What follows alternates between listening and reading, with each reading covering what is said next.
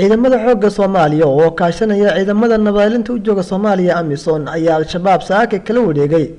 Deegan lagu magacaabo Kurbirow oo ku yaala duleedka magaalada Marka xarunta gobolka Shabeellada Hoose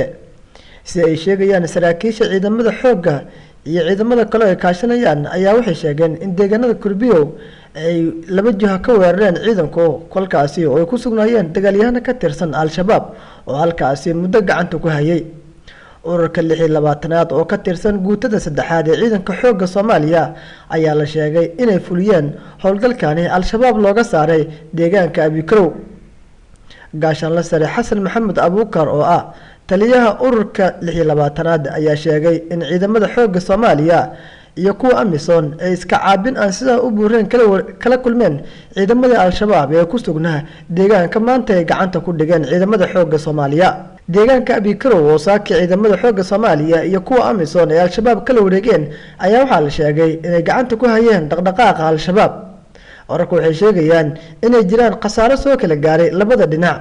sidoo kale dad shacab ah ayaa la sheegayaa in waxyeello soo gaartay inkastoo khasaaraha rasmiga ah ee halkaasi ka dhashay aan la ogeyn hadda waxa ku sugan deegaankaasi ciidamada xoogga Soomaaliya kuwaasi oo bilaabay durbadiiba baaritaano lagu sameynayo deegaanada wadooyinka soo gala tuuladaasi